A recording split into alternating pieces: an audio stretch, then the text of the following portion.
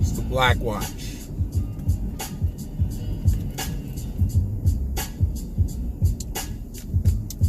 Hopefully this finds you in a space where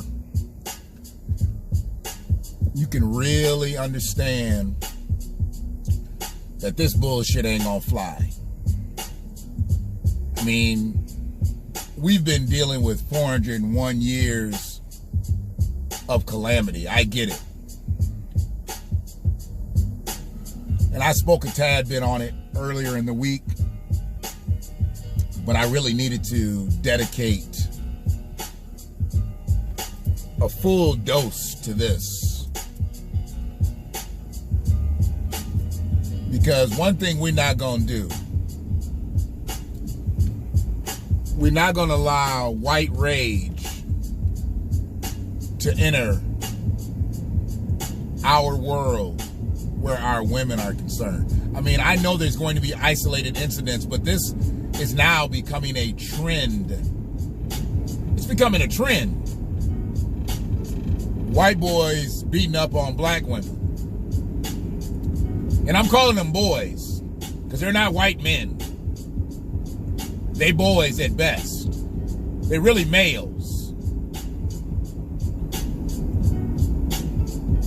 who deserve to be castrated. Or I don't know what the fuck you are at that point. A eunuch? I don't know exactly what the fuck you are. A human gelding. I don't give a fuck. Anybody that does what these monkeys are out here doing to black women, they deserve to be castrated. You don't deserve to have a normal sexual life with anybody. You definitely don't deserve to have one with black women. And where I'm concerned, having daughters who could possibly encounter some shit like this, I mean, I guess anybody can brutalize a woman. And I'd be just as angry if it was a black man. But it's not a black man.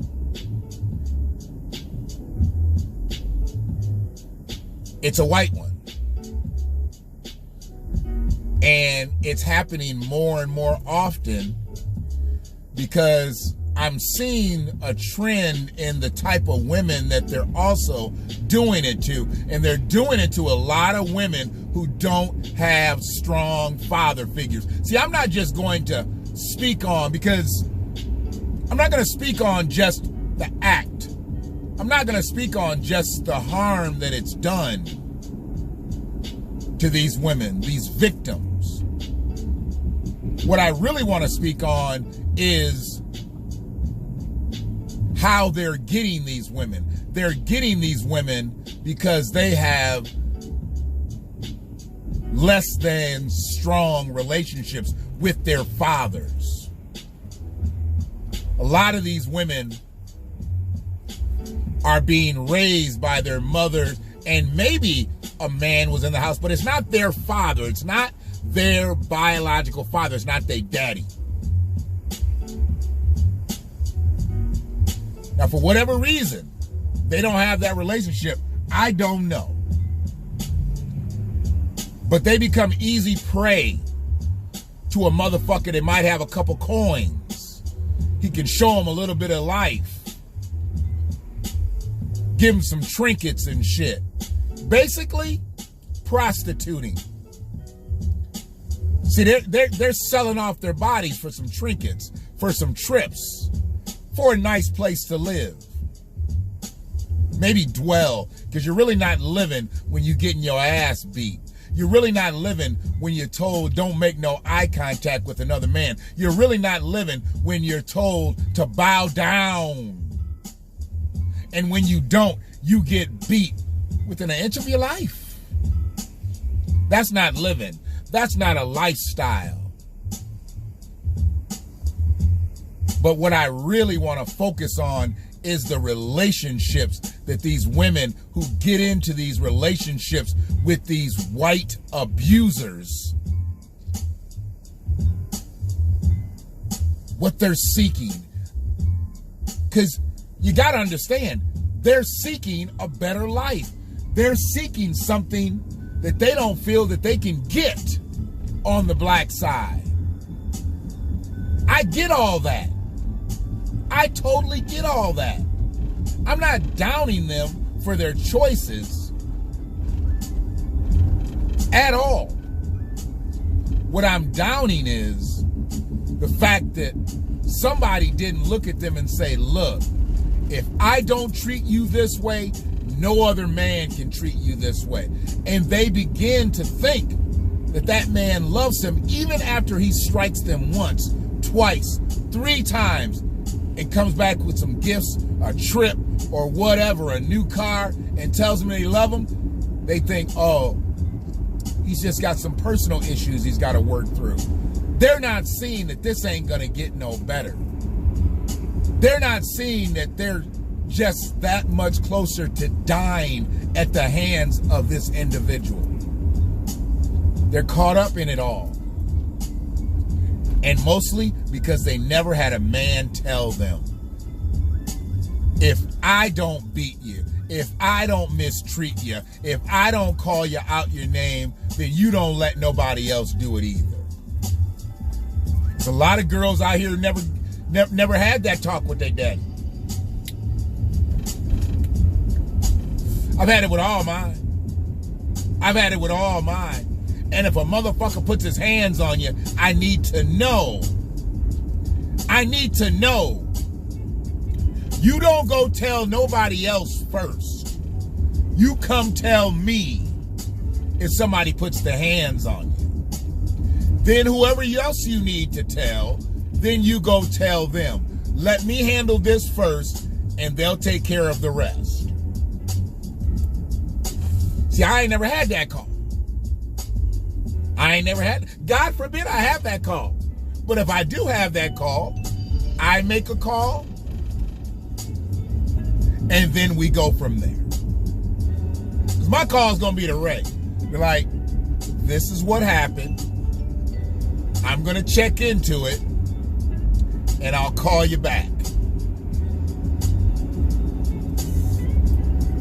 And she won't hear from me again until I have something to say. That's the way I work. And that's the way I feel that all fathers need to work. You don't need to make a whole bunch of threats. You don't need to get online and do all kinds of shit. No. It's not about that. Someone strikes your child purposely, violently, that's a situation that you need to go take care of, and it needs to happen with as little fanfare as possible. Period. Don't bring nobody into your mess. So, I look at these situations through a certain lens. And when I see that the father wasn't in the picture and that these young ladies got involved with these white, enraged dogs, how'd they meet them? How'd the relationship start? How involved was her mother in their relationship? See, a lot of times what they like to do is they like to take you away from everybody.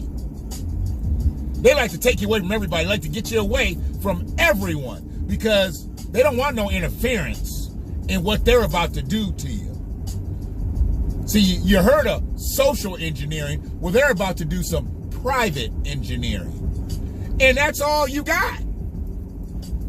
That's all you got is him. That's all he makes you think that's all you need. But no, you need your mama. You need your daddy. You got siblings, you need them. You got a girlfriend, you need her.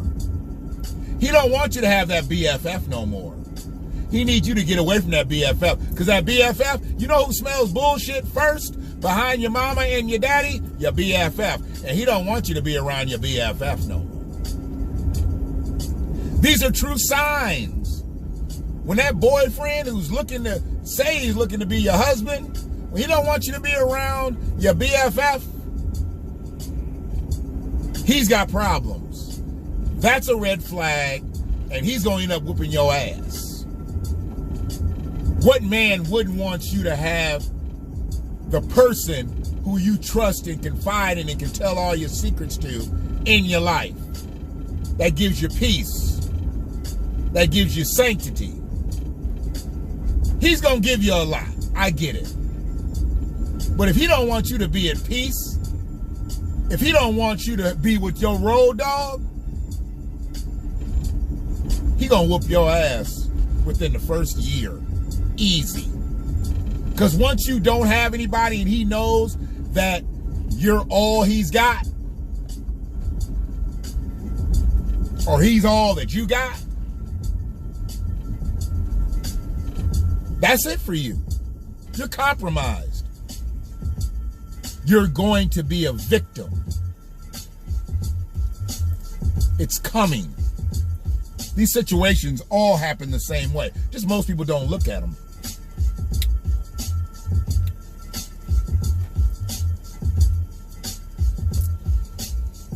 So what's happened most recently with the celebrity ones, you know, Shia LaBeouf and Chad Wheeler, you know, those are in the news. Those are in the news. But there's thousands of them that aren't in the news. There's thousands of them that we're not hearing about. Today, somebody who's white is going to knock the shit out of a black woman. We're not going to hear about it. We're not going to hear about it. Because there's no notoriety behind their names. So in the grand scheme of things, most people don't give a fuck. And I can guarantee it. When she gets hit, the last thing that's going to come out of her mouth is, I'm calling my daddy. Because see, if that was ever an issue and he thought he may have to encounter her daddy, he'd hold up a taste. He'd hold up a taste. Motherfuckers don't jump when they know a daddy's around. Motherfuckers don't jump. These are scientific facts. And until y'all start to realize what we've got here is a 100% menace in our midst, the privileged white male who likes to come across the lines and get him some chocolate, until you realize that they're out here doing this shit in droves. See, I drove a cab for a couple years, and I remember a couple black girls who dated some white boys, and I used to pick them up over at the frat house row over there. And I remember some of the things that, you know, and I talked a couple of them off the ledge.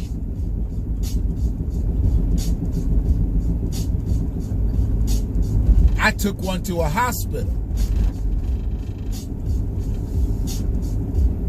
One girl got threw out the house without her shoes on. When I got there, she didn't have no shoes. I'm like, where are your shoes at, sweetie? She said, they're in the house. They won't let me back in. I went and knocked on the door. I was like, I'm her cab driver. She needs her shoes. I'm going to walk back to the cab. You can bring them out, put them on the sidewalk. Shoes was out there in about 45 seconds.